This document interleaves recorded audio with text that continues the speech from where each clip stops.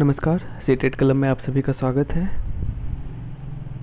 हम पिछले वीडियो में 2-3 क्वेश्चन किए थे आयत वर्ग के रिलेटेड।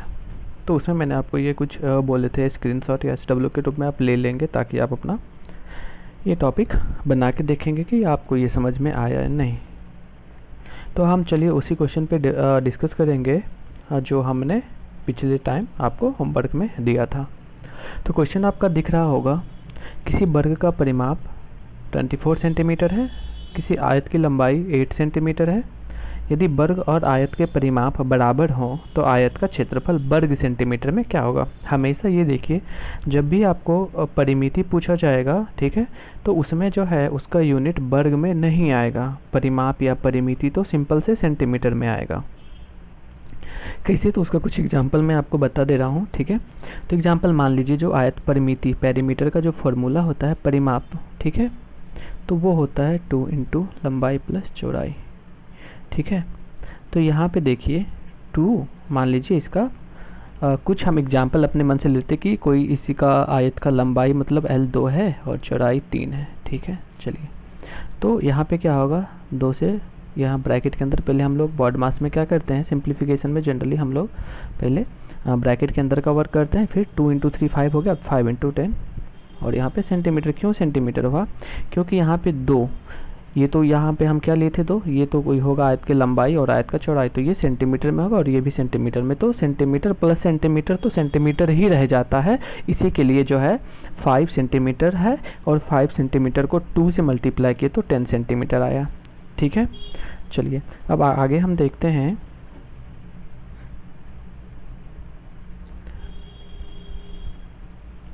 इसको इरेज कर लेते हैं। मैंने इसको इरेज कर लिया। अब हम आते हैं कि जो है आयत का जो एरिया होता है, आयत का जो एरिया होता है, तो एरिया इक्वल्स टू होता है L इंटू बी, ठीक है। वहाँ पे मैंने लिया था L2 और यहाँ पे भी हम L2 लेते हैं और B 3 लेते हैं, ठीक है। तो इसमें हम जनरली देखते हैं कि 2 इंटू 3 क्या हो जाता है, 6 हो जाता है, और ये 2 का भी तो कुछ यूनिट रहा होगा सेंटीमीटर में, और इस 3 का भी यूनिट सेंटीमीटर में रहा होगा। तो यहाँ पे क्या होता है, 2 इंटू 3 आपने मल्टीप्लाई किया तो सेंटीमीटर और इसका सेंटीमीटर दोनों को तो आपको मल्टीप्लाई करना पड़ेगा, तो इसी के लिए इसका आंसर क्या आ जाता है, सेंटीमीटर स्क्वायर में आ जाता है। और इसलिए बहुत सारे बच्चे करते क्या हैं, को यहाँ पे जो आंसर आपको दिया रहेगा, ठीक है, वो एक हो सकता है 6 सेंटीमीटर और एक हो सकता है 6 सेंटीमीटर स्क्वायर, ठीक है। तो यहाँ पे हम एक क्वेश्चन के अकॉर्डिंग चलेंगे, ठीक है, कि अगर एरिया है तो 6 सेंटीमीटर कभी नहीं होगा, ये ऑप्शन आपका गलत हो जाएगा, ठीक है। और अगर एरिया पूछा जाएगा तो हम अपना आंसर क्या चूज करेंगे, 6 सेंटीमीटर स्क्वायर, ना कि 6 सेंटीमीटर, क्योंकि यहाँ पे आपको मैंने बताया कि सेंटीमीटर और सेंटीमीटर क्या होता है, दोनों ऐड हो जाता है।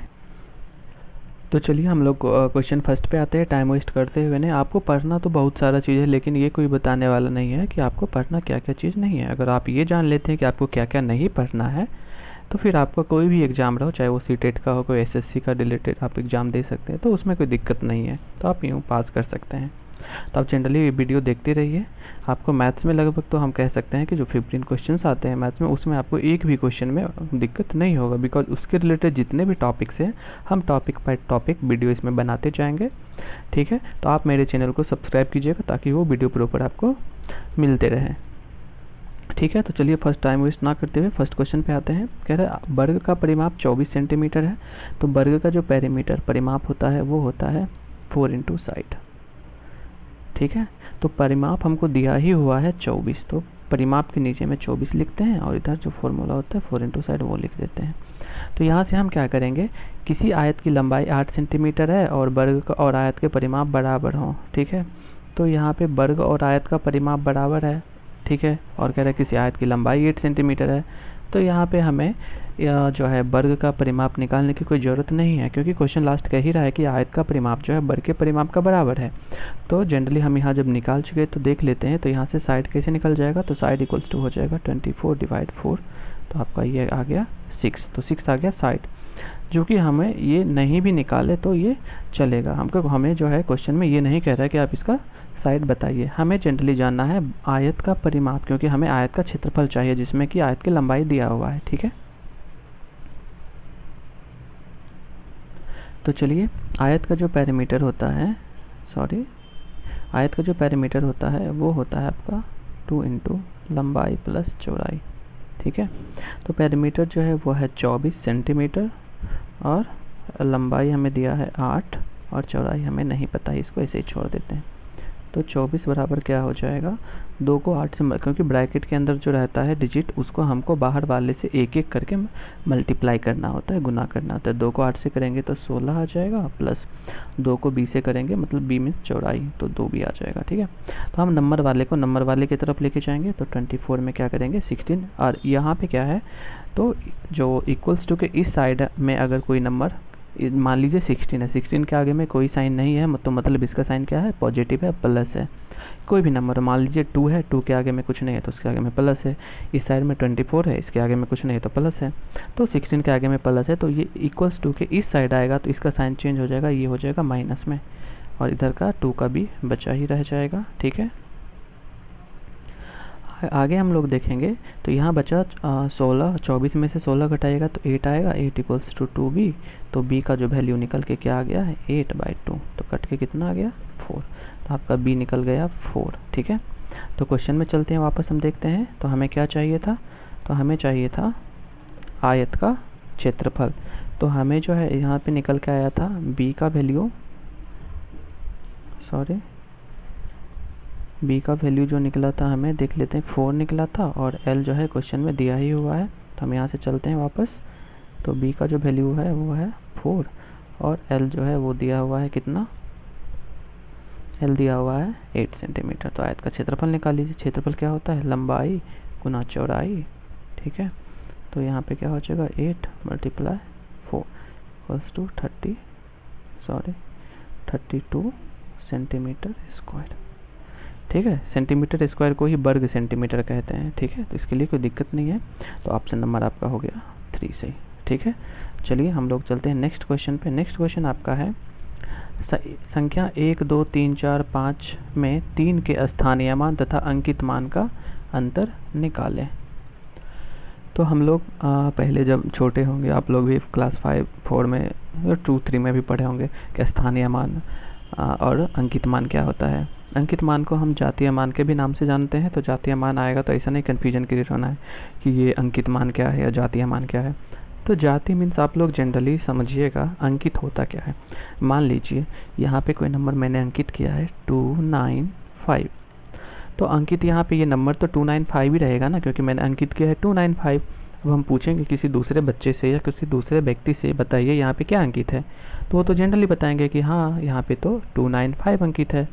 बस अगर ये आपके दिमाग में कॉन्सेप्ट क्लियर हो गया है कि अंकित मान जो होता है वो नंबर स्वयं होता है, वो खुद ही होता है जो नंबर वहाँ पे अंकित है, तो फिर कोई दिक्कत ही नहीं। तो आप तो यूँ कर सकते हैं, ठीक है। चलिए, तो यहाँ पे क्या कह रहा है, साथ ही साथ स्थानीय मान कह रहा है, ठीक है। तो मान लीजिए इस नंबर में, चलिए हम क्वेश्चन का ही नंबर लेते हैं, इसको डिलीट हटाते हैं थोड़ा, ठीक है, इसको इरेज कर देते हैं। तो ये क्वेश्चन के अकॉर्डिंग हम नंबर लेते हैं 1, 2, 3, 4 और 5, ठीक है। तो यहाँ पे कह रहा है 3 का स्थानीय मान निकालना। स्थानीय मान हम आपको स्टार्टिंग से ही बता दे रहे हैं, ठीक है, क्योंकि आप अगर अभी सीख रहे होंगे कि बहुत सारे बच्चे होंगे जिन्हें ये आता होगा, तो बहुत सारे बच्चे ऐसे भी होते हैं जिनका बहुत कुछ छूट जाता है, तो वो स्टार्टिंग से तैयारी करना चाहते हैं। तो हम बस दोनों को साथ में ही लेके चलना चाहते हैं ताकि उनका भी हेल्प हो सके, बिकॉज वो भी 2 साल 3 साल 4 साल से बहुत बच्चे तैयारी कर रहे होते हैं, तो उनको कोई प्रॉब्लम ना हो, तो उनके लिए वीडियो है। तो जैसे कि 5 है, किस प्लेस पे 5, देखो इसका यहाँ जो है ये 1 प्लेस पे है, डेट मीन्स बोले तो ये इकाई अंक इसको कहते हैं। ये 10 प्लेस पे है, इसको कहते हैं दहाई, और ये 100 प्लेस पे है, इसको कहते हैं सैकड़ा, और ये है 1000 प्लेस पे, इसको कहते हैं 1000, ठीक है। और ये है 10,000 प्लेस पे, तो इसको कहते हैं 10,000, ठीक है। तो ये हो गया इकाई, दहाई, सैकड़ा, 1000 और 10,000, ठीक है। 5, तो 5 इकाई है, तो 5 को इकाई में क्या होता है 1 होता है, तो 5 का स्थानीय मान क्या हो जाएगा 5। और 4 क्या होता है 4 दहाई के स्थान पे, दहाई मीन्स 10, तो 4 का स्थानीय मान क्या हो गया 40, ठीक है। उसी तरह 3 है सैकड़े के स्थान पे, तो 3 को जो है हमें मल्टीप्लाई करना पड़ेगा 100 से, तो आपका आंसर हो गया 300, ठीक है। इसी तरह से हम जो है आगे 2 का देखते हैं। तो 2 का अगर हम स्थानीय मान निकालते हैं तो 2 है 1000 के प्लेस पे, तो उसको 1000 से मल्टीप्लाई करेंगे, तो आपका जो आंसर है वो आ जाएगा 2000।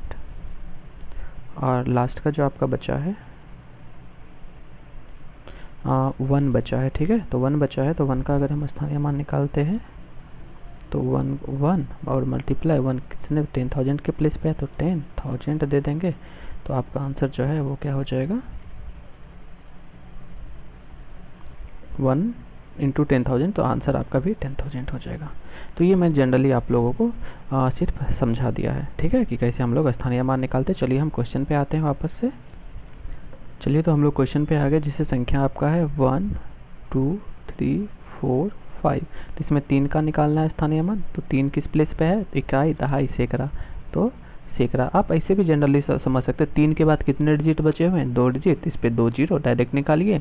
इसी तरह 2 का पूछेगा तो 2 के बाद कितने डिजिट बचे हैं 1 2 3 3, तो 2 पे 3 जीरो, ठीक है। तो इस तरह से भी आप बना सकते हैं। तो हमें 3 का स्थानीय मान निकल के आ गया 300, और अंकित मान फिर कह रहा है, तो अंकित मान मैंने क्या बताया था, तो इसका अंकित मान जो होगा वो 3 ही हो जाएगा, क्योंकि सिंपल सा है। हम पूछेंगे यहाँ पे 1 2 3 4 में 3 की जगह पे क्या 3 के प्लेस पे क्या अंकित है या वहाँ क्या लिखा हुआ है, तो आप ऐसे जनरली जैसे हम पूछेंगे थर्ड पोजीशन जो है नंबर का, थर्ड पोजीशन क्या है, तो आप बता सकते हैं सर वहाँ पे 3 है, ठीक है। तो अंकित मान जो है वो जो जिस नंबर के भी बारे में पूछ ले, चाहे वो नंबर किसी भी प्लेस पे हो, ठीक है, इकाई पे हो, दहाई पे हो, सैकड़ा पे हो, तो वो डिपेंड नहीं करता। अंकित मान जो है वो नंबर खुद ही हो जाता है। जैसे 3 का पूछा 3 हो जाएगा, 4 का पूछा 4 हो जाएगा। तो हमें यहाँ पे निकल गया यहाँ पे ये स्थानीय मान और ये निकल गया अंकित मान। अब क्या कह रहा है कि मान में अंतर बताइए, तो दोनों का अंतर निकालना है, तो अंतर हम कर देते हैं। तो अंतर इसमें 300 में अगर आप 3 को माइनस करते हैं तो आपको 297 आंसर आ जाता है। तो ऑप्शन नंबर 3 जो है आपका सही है, ठीक है। चलिए हम नेक्स्ट क्वेश्चन पे चलते हैं। नेक्स्ट क्वेश्चन आपका है निम्न में से कौन सा सही नहीं है। तो यहाँ पे आपको फिर से क्लियर करना है कि सही नहीं है पूछा है। जनरली बच्चे जो है इसमें थोड़ा उत्तेजित हो जाते हैं और जो ऑप्शन नहीं चूज करना वो टिक करके आ जाते हैं, वापस घर पे देखते हैं तो फिर उन्हें लगता है कि शायद यहाँ पे मैंने कुछ गलत किया है, ठीक है। तो वो आपको वहाँ पे उत्तेजित नहीं होना, बिकॉज जितने इजी क्वेश्चन होते हैं उसमें गलती होने के चांसेस भी क्या होते हैं, ज़्यादा होते हैं। तो ये क्वेश्चन है इसमें कौन सा सही नहीं है, तो जनरली हम लोग देख रहे हैं 56 किलोग्राम। तो 56 किलोग्राम को जनरली हम लोग अगर हम कन्वर्ट करते हैं ग्राम में तो क्या आ जाएगा 56,000 ग्राम, ठीक है। बिकॉज 1 kg में 1000 ग्राम, तो 56 kg में 56,000 ग्राम, ठीक है। 2 kg में 2000 ग्राम, तो 1 kg में 1000, इसके अकॉर्डिंग, ठीक है। प्लस और 7 किलोग्राम है, 0.7 है, तो 7 के बाद कुछ भी हो सकता है, तो 0.7 है तो 700 हो सकता है। हाँ, तो लगभग आ जाएगा आपका 56,700 ग्राम, ये आपका ग्राम में कन्वर्ट हो गया। हाँ, लेकिन यहाँ पे आप देख रहे हैं तो यहाँ पे आपका क्या है, ये आपका आया ग्राम में आंसर 56,700 ग्राम।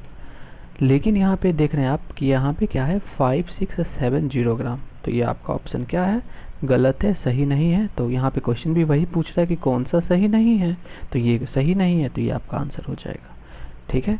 चलिए हम नेक्स्ट भी देख लेते हैं कि नेक्स्ट क्वेश्चन जो है आपका क्या कह रहा है। नेक्स्ट कह रहा है आपका 1 घन के 6 फलक होते हैं, तो हाँ 6 फलक होते हैं 1 घन के, ठीक है।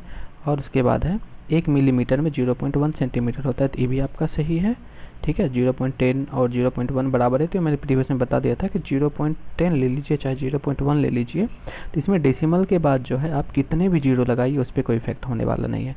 यहाँ डेसिमल के बाद कुछ भी नहीं है तो भी कोई दिक्कत नहीं है, ठीक है।